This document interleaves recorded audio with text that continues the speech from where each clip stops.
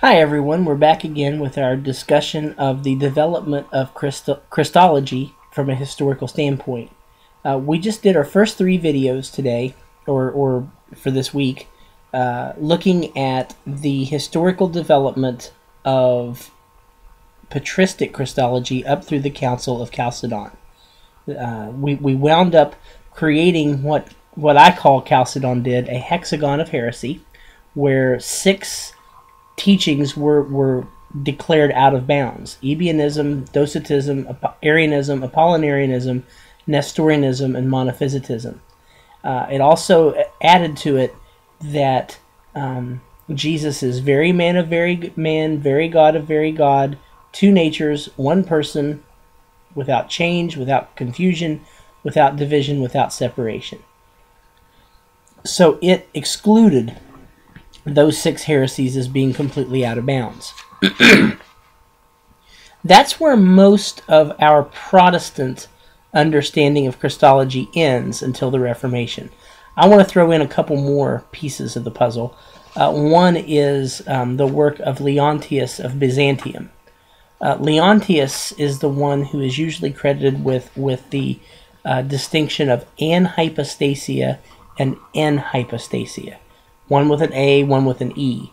Anhypostasia is the doctrine that God the Son assumed an impersonal, or rather assumed impersonal human nature.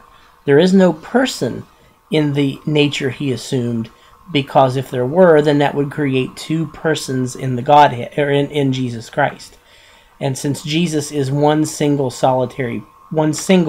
unitary person with two natures, we can't have that. So the human nature he assumed is impersonal. And then enhypostasia with the E states that God the Son became the one who personalized the human nature. Now, in ordinary human reproduction, man and woman get together and create baby. The baby becomes a new person. When Jesus is virgin born, God the Son, the pre-existing person, takes on a full human nature and personalizes that human nature with his own person. So Jesus Christ is a person because God the Son indwells that impersonal on its own human nature. Now that seems a little clunky to us, but it's really not. And the reason it's really not is because we must make that person and nature distinction. And there's no other good way to do it. No matter how you deal with it, you're going to wind up with, if you don't do it this way, you're going to wind up with Jesus's multiple personalities or something of that regard. And that's something we don't want to do. Now, in the 7th century comes another Christological issue, the monothelite controversy. Does Jesus have one will or two? And the reason that we say this is because of what he prays in the garden. Not my will, but thine be done. And then elsewhere he says, I come only to do the will of him who sent me. And the way that this was decided, and the leading figure of this was Maximus the Confessor, the leading theologian of the 7th century. The way this comes down is that will is a property of nature and not of person. So therefore, since Jesus has two natures, he has two wills, a human will and a divine will. And that is the reason for his agony in the Garden of Gethsemane. There are two wills present. He can will to be the will of the Father, but he can also will to be not the will of the Father and for his own preservation. Still not being sinful, it's just nobody wants to die. So the way this was explained historically, and I'm satisfied with it myself, is that will is a property of person, not of nature. And therefore, we have two wills in Jesus Christ because there are two natures in Jesus Christ. So that's the 6th ecumenical council, and Leontius's work was the 5th ecumenical council. There were 7, but we'll not hit the 7th one in this discussion. But you can see that every council of the first 6 councils, they were all to settle Christological questions. The Arian controversy. The second one in Constantinople was Arianism plus Apollinarianism. The third one was Nestorianism in Ephesus in 431. The fourth one was Chalcedon, which was both Nestorianism and Eutychianism or Monophysitism in 451. The fifth was the Anhypostasia in Hypostasia, and the sixth was the Monothelite controversy. So when we speak of the ancient church councils, they were all Christological in nature. Now let's fast forward to the Reformation. Reformation Christology. Now you would think that with all of these councils, and with Martin Luther and Ulrich Zwingli and John Calvin, at least with their bearings set in solid Roman Catholicism, that they would not have Christological issues, but they do. They have serious Christological issues, and they differ one from another. and the Christological issue of Martin Luther was this communication of properties. Martin Luther believed in a free and complete exchange of properties from the divine to the human and the human to the divine in Jesus Christ. Now that's interesting because he was a bit of a maverick among the magisterial reformers in believing this. And where this plays out is his doctrine of what has come to be known as ubiquity. He believed that the divine attribute of omnipresence is communicated to the risen and ascended flesh of Jesus Christ. So in other words, he didn't believe that Jesus before his crucifixion was omnipresent. But after he's raised and ascended, then he is omnipresent. His flesh is omnipresent. Now, that's a bit to wrap your mind around if you've not heard that before. You're thinking, seriously, Martin Luther? Yeah, seriously, Martin Luther. That's one of the reasons why we have denominations in Protestantism. Martin Luther did not believe in the Catholic Mass, the idea that when the priest spoke the magic words that the bread and the wine became body and blood. But he did believe in the real presence of Jesus in the elements. And the way he was able to do this without the magic words of the priest was his doctrine of ubiquity. If Jesus is everywhere present after his resurrection and ascension, then he can be in the bread and the wine at the same time in multiple places. It is his true flesh. Even though the bread remains bread and the wine remains wine, his body and his blood are truly and really present in it. It's not just a symbol, but his body and his blood are truly and really present. And that is his doctrine of consubstantiation. Not transubstantiation as the Roman Catholics believed, but his doctrine of consubstantiation. Okay? Keep that in mind. That's Martin Luther. Now we move to another reformer, Ulrich Zwingli.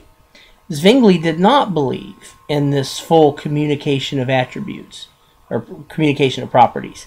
He didn't really have a solid doctrine on that as far as I can tell, but he didn't believe that they communicated as neatly and smoothly as Luther did. Therefore, when Zwingli taught on the Lord's Supper, he taught that there was no real presence of Christ in the elements themselves. That the elements were more of a memorial. When Jesus said, "Do this in remembrance of me," that bread and that wine served as a memorial to what he has done. Now, pay close attention to this. This is a real diversion. The first generation of reformers, the two main magisterial reformers of the entire Reformation, that first generation were Martin Luther and Ulrich Zwingli. Luther believed in the full communication of properties, so that to Luther, the Lord's Supper was the real presence of Jesus' body and blood in the bread and wine. Ulrich Zwingli did not believe in this full communication of properties, so to him, the Lord's Supper was a memorial where we remember what Jesus has done. Now, these two met at Marburg in 1529 at the Marburg Colloquy. They discussed 16 points of doctrine. They agreed on 15. Number 16 was the Lord's Supper. Luther brought his idea of the full communication of properties. Zwingli did not believe in it. Luther, therefore, his doctrine of ubiquity, Zwingli wouldn't agree. Real presence for Luther, Zwingli said no, it's a memorial, and they could not agree. Moreover, both of them left this meeting thinking that the other one was Antichrist. Luther thought Zwingli was horrible, and Zwingli thought Luther was horrible. And away they went from one another, and Protestantism was destined to remain divided after this meeting in 1529. To give you some historical perspective, Luther nailed the theses to the door in 1517.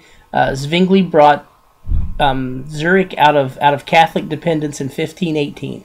So we're looking at 12 years after the birth of Protestantism.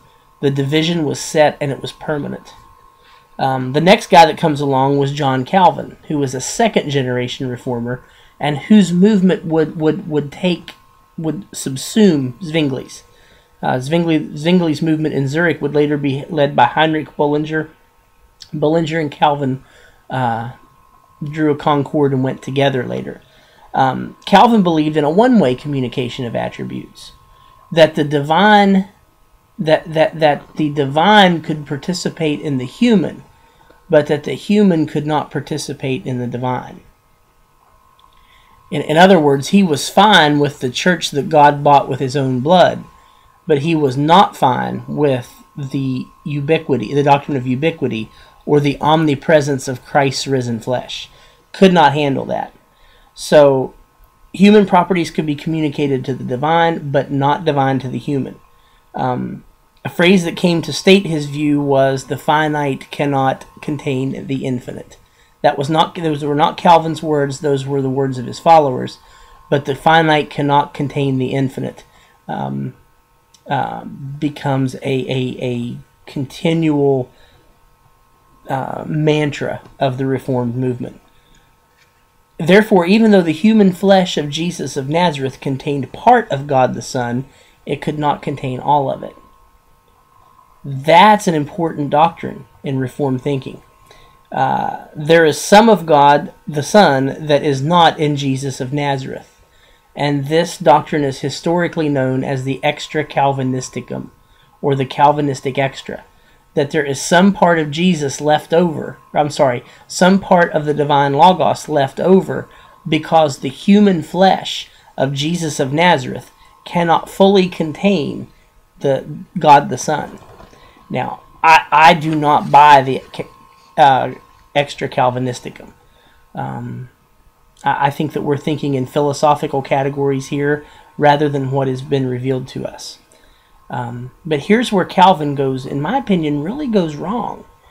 He held to a spiritual presence in the Lord's Supper, which, without reflecting on it very much, seems okay. It's midway between the real presence of Luther, with Jesus' body physically present in the elements, and the memorial of Zwingli, where there is nothing of Jesus present in the elements. It's only a memorial. I hate to use the word only, because memorial is a really profound idea, but I'm trying to do it in contrast, so bear with me. And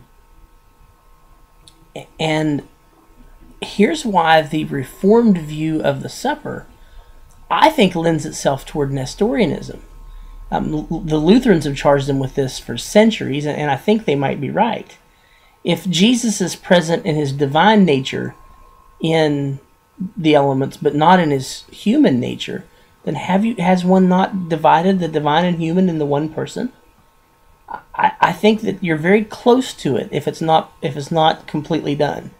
And so back and forth we've gone over the age of Reformed and scholastic Protestant scholasticism, with the shots fired back and forth between the Reformed and the Lutherans. Lutherans accusing the Reformed of being Nestorian, and the Reformed accusing the Lutherans of being Monophysite. And it's divided in Protestantism, divided to this day, probably will always be divided. But the source of the division is theological, it's Christological, and it has to do with how the divine and human go together in Jesus Christ. So if you think this is not important, or you think it's pretty nitpicky, that's why we have Lutherans and Calvinists. Otherwise, they would have agreed. Well, I mean, there were some differences between Luther and Calvin, but between Luther and Zwingli, there weren't. There was only the idea of the Lord's Supper, which was so heavily influenced by the doctrine of the communication of properties. And it is that Christological issue which divided Protestantism originally and keeps it divided until this day. We'll be back later with a discussion of more modern views of Christology, and I hope you'll stick around for it. Thanks. Bye.